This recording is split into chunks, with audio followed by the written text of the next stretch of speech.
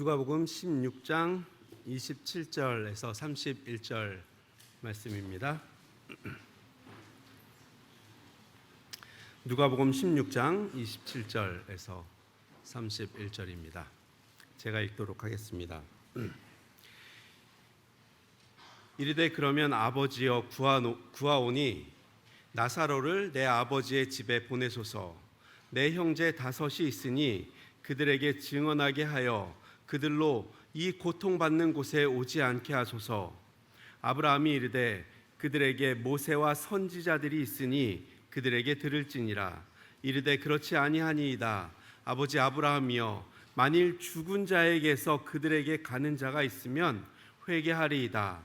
이르되 모세와 선지자들에게 듣지 아니하면 비록 죽은 자 가운데서 살아나는 자가 있을지라도 권함을 받지 아니하리라 하였다 하시니라. 안녕하세요.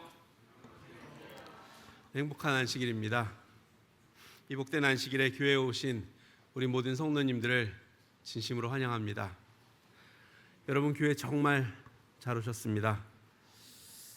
오늘 여러분들의 그 성실한 믿음과 또 열정 가득한 신앙에 하나님의 넘치는 축복이 함께 하시게 되기를 간절히 바랍니다.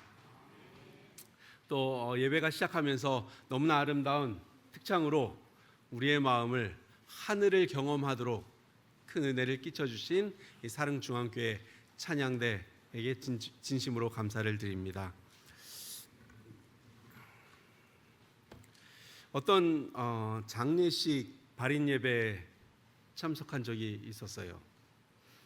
예배를 드리는데 한 목사님이 설교를 하시는 겁니다. 설교를 하시는데 그 목사님은 그 한 편의 그 짧은 설교에서 몇 번씩이나 천국 환송 예배라는 표현을 쓰셨어요. 천국 환송 예배. 우리가 흔히 일요일교회라고 하는 이 개신교회에서 주관하는 그런 장례식이었습니다. 내용은 그거예요.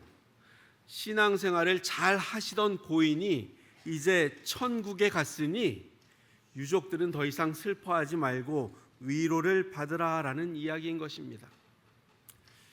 이 유족들에게 얼마나 듣기 좋은 이야기일까요? 얼마 전에 아들을 잃은 한 친구가 이런 얘기를 하더라고요.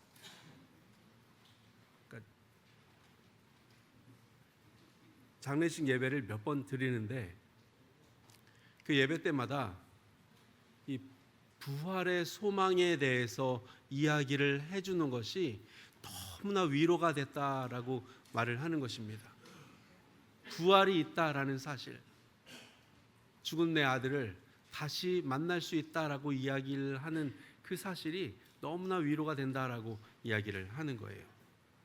그런데 부활을 넘어서서 이 죽은 고인이, 돌아가신 분이 더 이상 이 땅에서 고통받지 않고 아파하지 않고 이제 천국에 갔으니 슬퍼하지 말라라는 그 위로의 말은 얼마나 유족들에게 많은 위로가 되었을까요?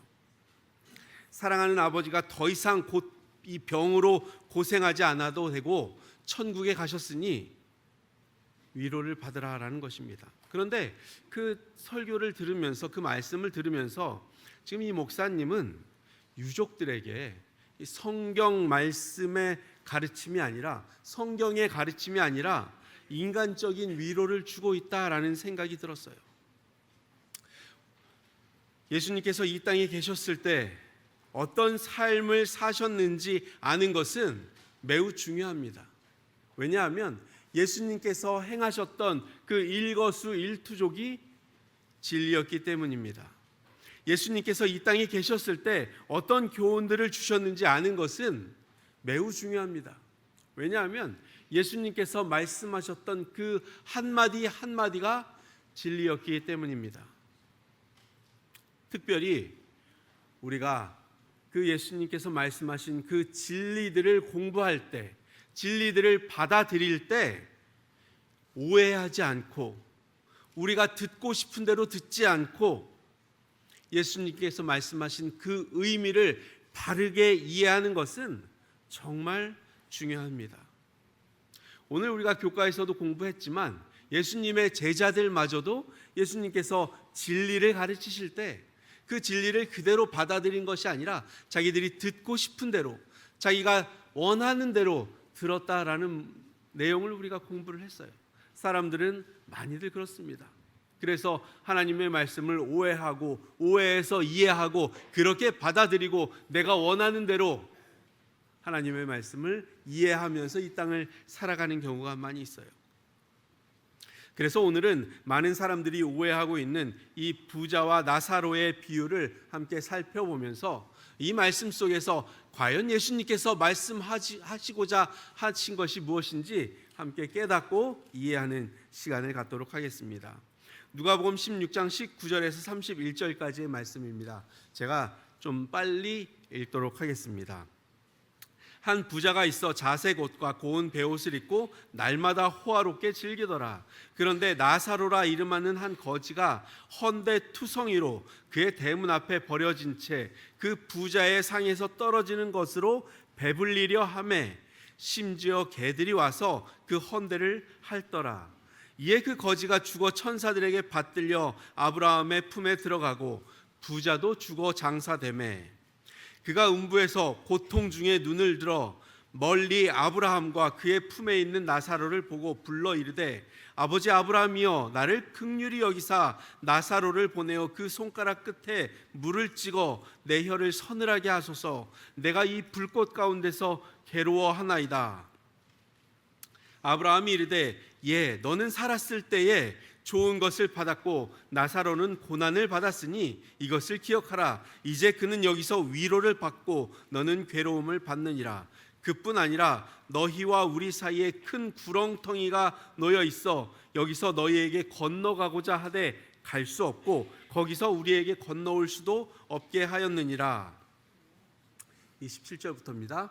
그러면 이르되 아버지여 구하오니 나사로를 내 아버지의 집에 보내소서. 내 형제 5이 있으니 그들에게 증언하게 하여 그들로 이 고통받는 곳에 오지 않게 하소서. 아브라함이 이르되 그들에게 모세와 선지자들이 있으니 그들에게 들을지니라. 이르되 그렇지 아니하니이다. 아버지 아브라함이여 만일 죽은 자에게서 그들에게 가는 자가 있으면 회개하리이다. 이르되 모세와 선지자들에게 듣지 아니하면 비록 죽은 자 가운데서 살아나는 자가 있을지라도 권함을 받지 아니하리라 하였다 하시니라. 이 구절은 예수님께서 비유로 하신 말씀입니다. 예수님께서 비유로 하신 말씀인데 많은 사람들이 이 구절을 오해해요. 많은 사람들이 이 말씀을 보면서 이 이야기를 통해서 성경에서 말하는 천국이 어떤 곳인지, 성경에서 말하는 지옥이 어떤 곳인지 이해하려고 하는 것입니다.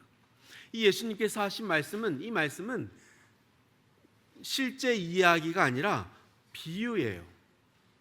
비유는 이 파라볼레라는 말인데 옆에 던지다, 옆에 두다라는 뜻이에요. 이 사람도 이 두 사람이 나란히 있으면 비교가 돼요. 사람이 어떤 물건을 다른 물건 옆에 두면 어때요? 비교가 되는 것입니다. 그 두 물건이 서로 비교가 되는 거예요. 예수님께서는 이 사람들에게 하늘의 진리를 가르쳐 주시기 위해서, 그 진리를 보여주시기 위해서 이 땅의 것들을 그 옆에 놓으신 것이에요.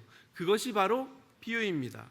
예수님께서 이렇게 비유를 주신 목적은 사람들이 진리를 더 잘 이해하도록, 그 진리를 더 쉽게 이해하도록 하기 위해서 이 비유를 주신 것입니다. 그런데 이 비유는 실물 교훈에 보면 이렇게 기록하고 있어요. 비유로 가르치는 일은 유대인들뿐 아니라 이방 사람들 사이에도 널리 유행되었고 호평을 받고 관심을 끌었다. 그리스도께서는 이보다 더 효과적인 교수 방법을 사용하실 수는 없으셨다라고 기록을 하고 있어요. 이 비유는 예수님 당시에도 호평을 받을 정도로 효과적인 교수 방법이었다라고 이야기를 하는 것입니다.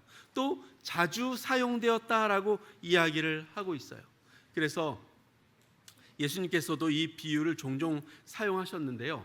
우리가 그런데 예수님께서 말씀하신 이 비유를, 성경에 있는 이 비유를 읽으면서 어떻게 해석을 해야 하는가, 어떻게 이해해야 하는가 하는 것에는 두 가지의 원칙이 있습니다. 이 첫 번째는 비유에 나오는 의미를 똑같이 일률적으로 적용하면은 안 된다라는 것이에요. 우리가 성경에 보면 예수님께서 비유를 사용하시면서 누룩에 대해서 말씀을 많이 하셨어요. 그래서 누룩을 때때로 죄로 우리가 이해를 합니다. 그런데 이 누룩을 죄로만 이해한 것이 아니라 그 누룩의 부풀어지는 성질을, 부풀려지는 성질을 이용해서 이 누룩을 성령으로도 비유하신 거예요. 그래서 똑같이 죄로, 일률적으로 죄로 해석하면 그 의미를 우리가 바르게 이해할 수 없다라는 것입니다. 또 두 번째로는 이 비유를 교리화해서는 안 된다라는 거예요. 부자와 나사로의 이 비유는 천국과 지옥의 교리를 설명하는 비유가 아닙니다. 이 토끼와 거북이 이야기에서 이 토끼와 거북이가 주는 이야기에 교훈이 있어요. 그 이야기를 아이들한테 해주는 이야기가 있습니다.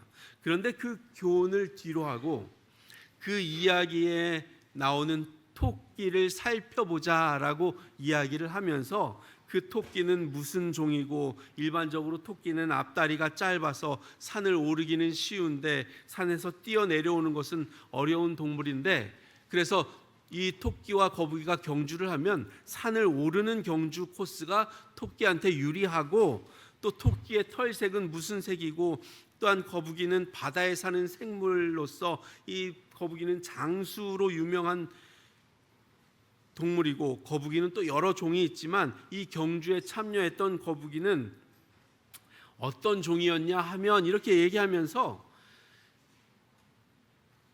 그 교훈을 뒤로하고 토끼와 거북이의 모습을 살펴보고자 한다면 이렇게 해석을 하면 문제가 된다라는 것이에요. 제가 한국수자원공사에서 강연을 해요. 강연을 한다고 치면요, 이 모든 직원들이 물에 대해서 잘 알고 있을 거 아니에요. 그래서 내가 어떤 이야기를 할까 생각을 하다가, 그래, 물을 가지고 한번 이야기를 하자 생각을 하고 작은 컵에 물 한 잔을 따르고, 또 똑같은 다른 작은 컵에 물을 또 한 잔 준비해서 갑니다. 그리고 큰 그릇을 하나를 준비해서 가요. 그러면서 이 작은 잔에 들어있는 물 두 잔을 큰 잔에, 큰 그릇에 부으면서 제가 연합에 대해서 이야기를 하는 것입니다. 하나에 하나를 더하면 더 큰 하나가 되는 것처럼 우리도 하나로 연합해서 일을 계획하고 그 일을 실천해야 합니다라고 강의를 한다면요, 그렇게 강의를 했는데 강의가 끝나고 난 뒤에 그 직원 중에 한 명이 와서, 목사님 강의 잘 들었습니다. 오늘 강의의 핵심은 1 더하기 1은 수학적으로 2라고 말하기보다는 더 큰 하나로 이해하라고 하는 이야기인 거지요? 라고 이야기를 하면 제가 얼마나 당황스러울까요? 예수님께서 이 부자와 나사로의 비유를 통해서 우리들에게 하시고자 하시는 말씀이 있으실 거예요. 그런데 그것은 뒤로 하고 사람들이 이 말씀을, 이 비유를 읽으면서 천국은 이런 곳이야, 지옥은 이런 곳이야 라고 이해를 한다면 예수님께서도 얼마나 당황스러우실까요? 자, 그러면 예수님께서는 과연 이 부자와 나사로의 이 비유를 통해서 무엇을 말씀하시려고 하셨던 것일까요? 첫 번째, 먼저 우리는 이 비유의 배경을 살펴보아야 합니다. 누가복음 16장 19절은 한 부자가 있어라고 시작을 해요. 그리고 누가복음 16장 1절에는 어떤 부자에게 청지기가 있는데라고 기록을 하고 있습니다. 이 누가복음 16장 전반부에서 예수님께서는 불의한 청지기의 비유를 말씀하셨어요. 그리고 그 비유를 들은 바리새인들이 이 14절에 16장 14절에 이렇게 반응을 합니다. 바리새인들은 돈을 좋아하는 자들이라 이 모든 것을 듣고 비웃거늘. 그러니까 예수님께서 이렇게 비유로 설명을 하셨는데 그 이야기를 듣고 바리새인들이 비웃는 거예요. 그 당시 사람들은, 특별히 부자들은 이 부자에 대한 잘못된 생각을 가지고 있었어요. 그것은 부자는 하나님께로부터 많은 축복을 받은 사람들이다라고 그들이 이해하고 있었던 거예요. 그러니까 그들은 축복을 받은 사람들이기 때문에 천국도 보장되어 있다라고 믿고 있었습니다. 그런데 가난한 사람들은 반면에 이 사람들은 하나님으로부터 저주를 받은 사람들이다라고 그 사람들은 생각하고 있었어요. 그래서 이 저주를 받은 사람들이기 때문에 가난하다라는 것은, 가난한 사람들은 천국도 그들에게 없다라고 생각했던 것입니다.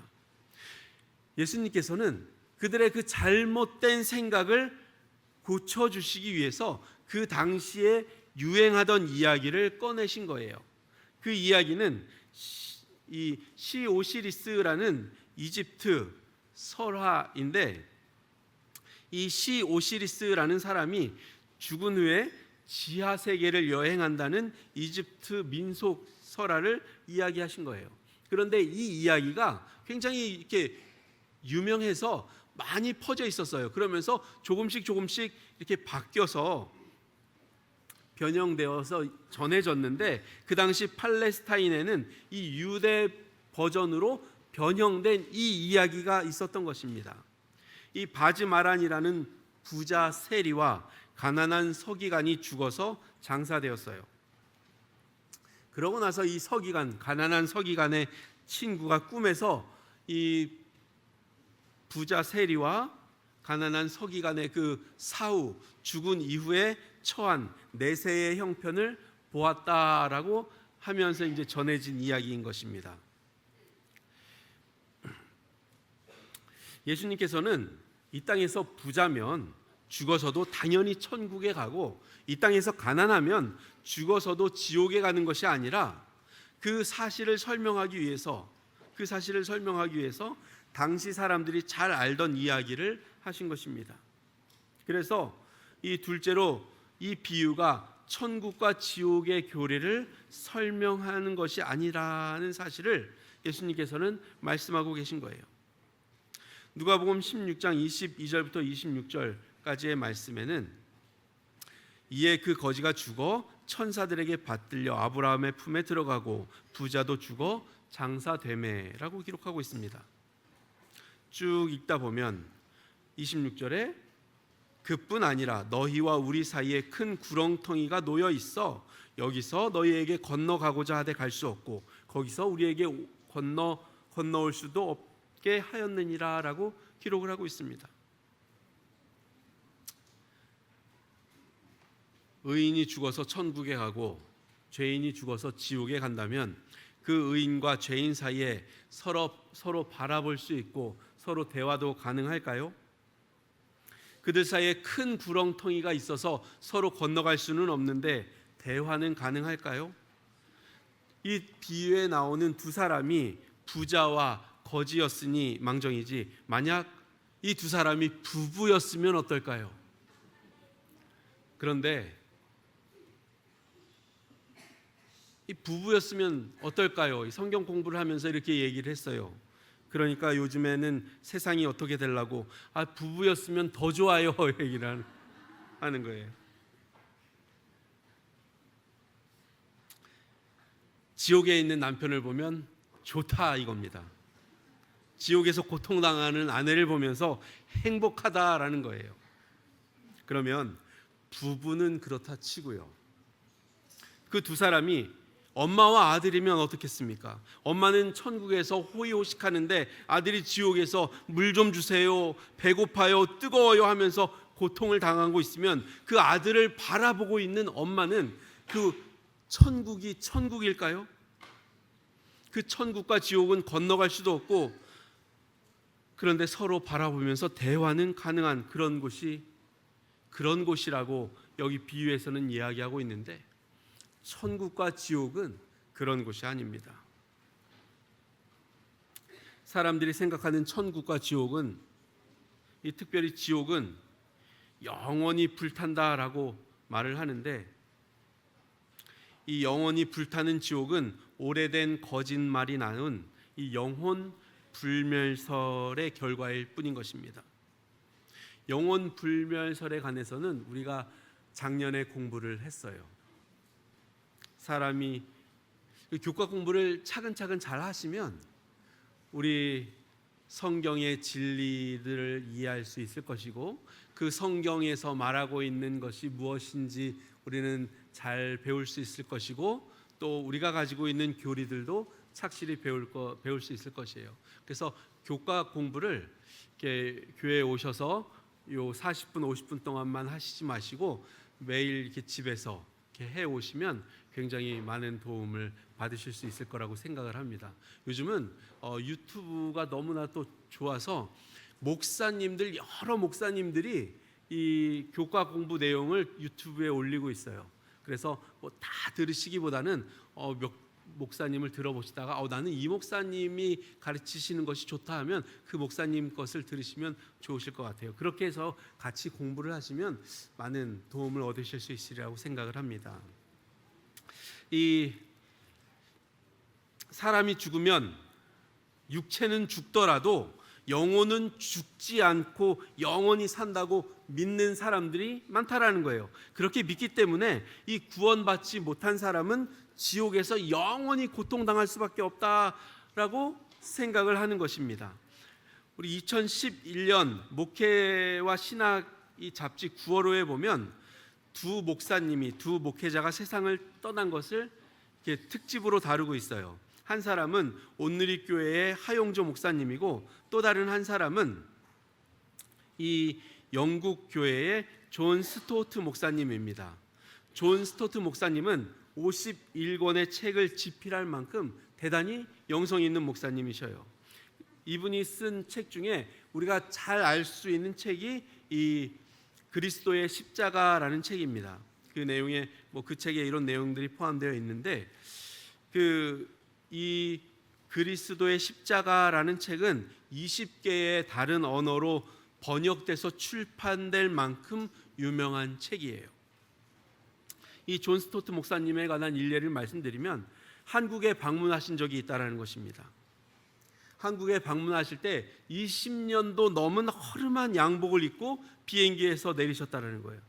그것을 보고 한국 교회 대표자들이 이 목사님의 양복을 좀 바꿔드리자 해서 재단사를 2번이나 이 목사님이 있는 호텔로 보냈는데 극구 사양하시더라는 것입니다. 44년간 엘리자베스 여왕의 전속 목사로 호화로운 왕궁을 수없이 드나들면서도 항상 검소한 삶을 사는 목사님이셨대요. 사택에 도둑이 여러 번 들었는데 훔쳐갈 것이 없어서 도둑이 가져간 것이 없다라고 이야기를 할 정도로 검소한 삶을 사셨다는 것입니다. 한국을 떠날 때 그 한국 교회의 목사님들이 사례금을 주셨는데, 그 사례금을 한국 기독 학생회 발전기금으로 전부 다 내놓고 빈손으로 가셨다라는 거예요. 이렇게 존경받는 목사님이 2011년 7월 27일 세상을 떠나셨어요. 그런데 이 목회와 신학 잡지의 이승구 교수님이, 이분은 누구냐면 합동신학대학원 대학교 조직신학과 교수님이세요. 이분이 이 존 스토트 목사님의 신학에 대해서 글을 썼어요. 앞부분에는 이 존 스토트 목사님의 업적에 대해서, 그의 공헌들에 대해서 썼고, 뒷부분에는 이 목사님의 아쉬운 부분들에 대해서 기록을 했습니다. 그런데 그 아쉬운 부분들 후반부에 어떤 내용이 있냐면 이런 내용이 있었어요. 스토트에게 가장 아쉬운 것은 역시 영혼 멸절설 주장이라고 할 수 있다. 스토트의 영혼 멸절설은 예수님을 믿지 않고 죽은 사람들의 영혼은 자신이 이 세상에서 산 삶의 내용에 따라 각기 다른 기간 동안 지옥에서 고통을 당하다가 자신의 죄에 죄에 대한 상당한 형벌을 받고 나면 비로소 멸절하게 된다는 것이다. 그러므로 스토트에 의하면 일단 지옥은 있으나 영원한 것은 아니고 종국적으로는 지옥에서 형벌을 받은 존재들은 다 소멸하게 되므로 지옥이 있을 필요가 없다. 그러므로 악한 존재들의 소멸과 함께 종국에는 지옥이 없어지는 것이 된다. 라는 내용의 글을 썼어요. 이 이승구 교수의 주장처럼 이 존 스토트 목사님의 이 영혼 멸절설 주장은 이 목사님의 존 스토트 목사님의 아쉬운 부분이 아니라 이 존 스토트 목사님이 성경을 바르게 이해한 부분인 것입니다. 이 부자와 나사로의 비유는 결코 천국과 지옥이 어떠한 곳인지를 설명하는 내용은 아닙니다. 그러한 비유가 아니에요. 그러면 이 비유를 통해서 예수님께서는 무엇을 오늘 우리들에게 말씀하기를 원하셨을까요? 이 비유의 의미를 함께 살펴보도록 하겠습니다. 누가복음 16장 27절에서 31절까지의 말씀입니다. 29절 말씀에 아브라함이 이르되 그들에게 모세와 선지자들이 있으니 그들에게 들을지니라 라고 말씀하고 있고, 31절에 이르되 모세와 선지자들에게 듣지 아니하면 비록 죽은 자 가운데서 살아나는 자가 있을지라도 권함을 받지 아니하리라 하였다 하시니라 라고 말씀하고 있습니다. 여기에 나오는 모세와 선지자들은 무엇을 말하는 거예요? 구약 성경을 이야기하는 것입니다. 모세와 선지자, 우리가 신약 성경에서 가끔씩 보는 모세와 선지자들은 구약 성경을 말하는 것이에요. 그래서 구약 성경을 통해서 이 교리를, 진리를 바르게 배우라라고 이야기를 하는 것입니다. 예수님께서 이 비유를 말씀하신 목적은 바로 누가복음 16장 31절에 나와 있어요. 모세와 선지자들, 즉 구약 성경을 통해서 이 구원의 진리를 들으라. 그렇지 않으면 죽은 사람들이 살아가는 기적이 일어난다 하더라도 사람들은 그것을 듣지 않고 믿지 않을 것이다 라고 말하는 것입니다. 예수님께서 전달하시고자 하는 의미가 바로 이런 내용이었어요. 시오노 나나미가 쓴 책 중에 십자군 이야기라는 책이 있어요. 교황 우르바누스의 신이 그것을 바라신다라는 그 위력적인 한마디로 시작된 이 11세기 말의 십자군 전쟁은 이슬람 수중에 있는 예루살렘을 구한다는 명분으로 시작이 된 것입니다. 그런데 그 전쟁을 성전이라고 이야기를 해요. 거룩한 전쟁이다라고 말을 하는 것입니다. 그런데 그 전쟁은 성전이 아니라 사람이 일으킨 전쟁이었어요. 십자군이 어렵게 안티오키아를 점령할 때였습니다. 십자군이 안티오키아를 점령하자 이슬람의 이 투르크군이 연합해서 십자군의 몇 배가 넘는 병력으로 그 성을 포위했습니다. 성 안에는 이제 식량이 떨어지고 큰 위기가 찾아왔어요. 이때 바르톨로메오라는 남자가 제후들을 찾아와서 자기가 꾼 꿈 이야기를 했습니다. 이 안티오키아 중앙 거리에 있는 성 베드로 성당 밑을 파보면 십자가에 박힌 예수 그리스도를 찔렀던 성스러운 창이 묻혀 있으니 그것을 파내라라고 이야기를 하는 것입니다. 그 창을 앞세워서 전쟁을 하면 병력이, 상대편의 병력이 몇 배라 하더라도 이길 수 있다라고 이야기를 하는 것입니다. 말대로 성당 밑을 파보니까 정말 오랜 세월을 견딘 것 같은 녹슨 창 하나가 발견된 것입니다.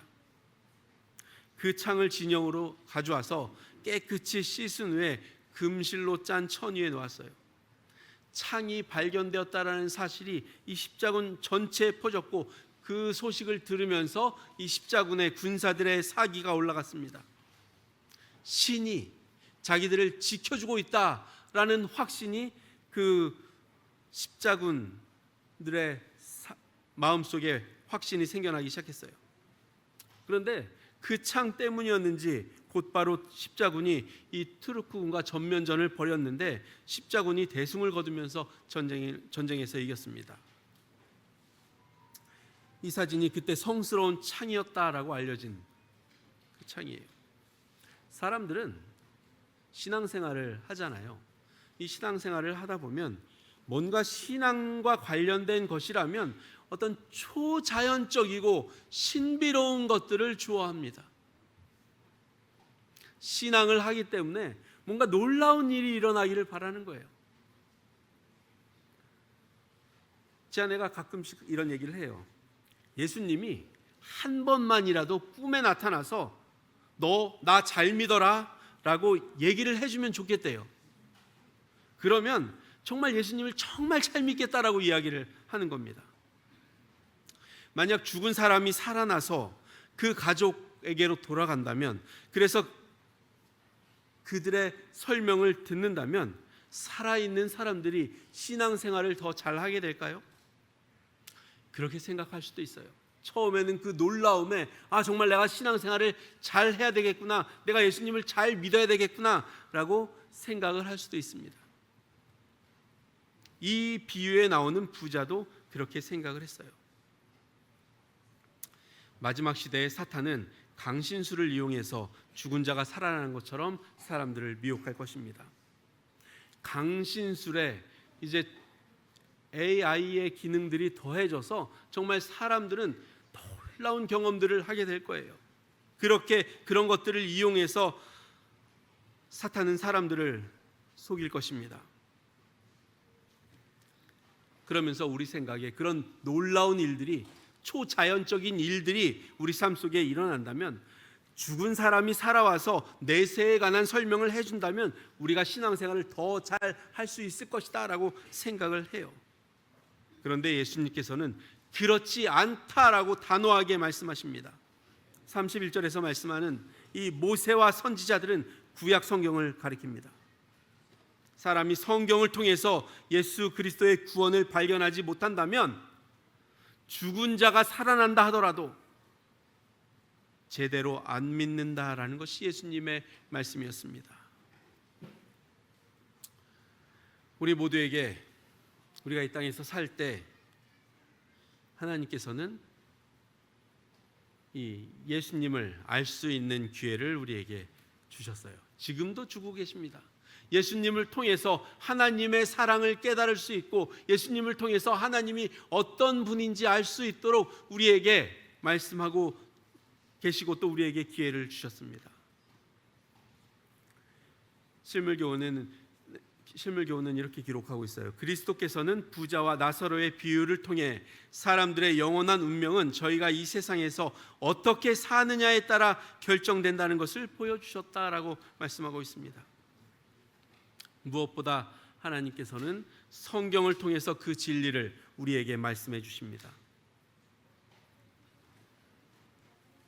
우리가 또 깨닫지 못할 수도 있지만, 느끼지 못하면서 살아갈 수 있지만, 하나님께서는 더할 나위 없이 풍족한 은혜를 우리에게 부어주고 계셔요.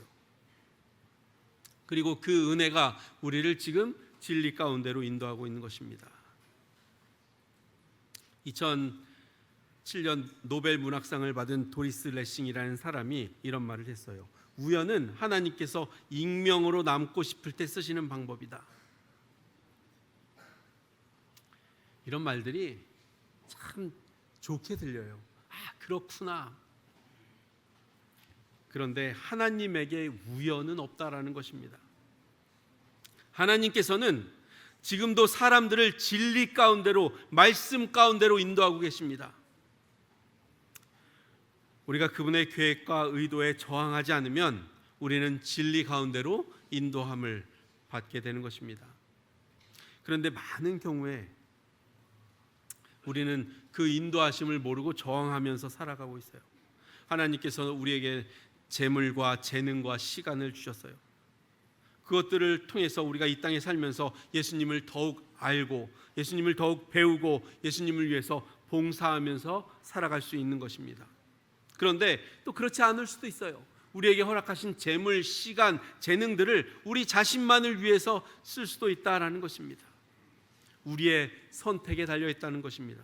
부자와 나사로의 비유에 나오는 그 부자는 자신이 받은 재물과 특권을 하나님을 알 수 있는 기회나 하나님을 위해 봉사할 수 있는 기회로 삼지 않았습니다. 자신만을 위해서 사용을 했어요.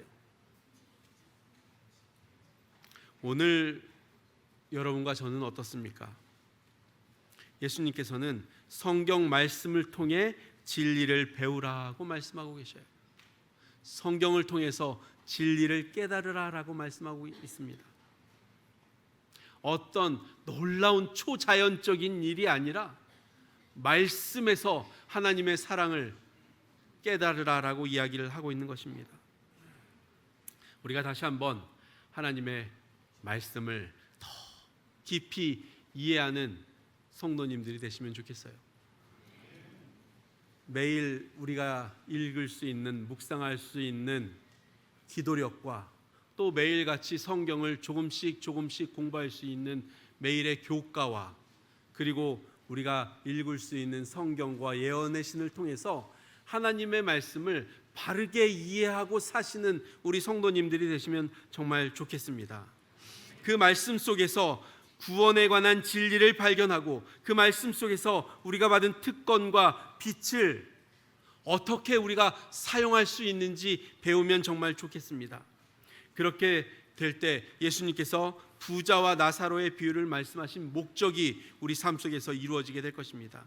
이제 앞으로 우리가 한 주간을 살아가시면서 이 부자와 나사로의 비유로 말씀하신 그 예수님의 목적에 따라서 우리가 하나님의 말씀을 공부하고 또 묵상하면서 하나님의 말씀을 통해 우리가 이 세상에서 어떤 삶을 살아야 하고 무엇을 배우고 어떻게 실천하며 살아야 할지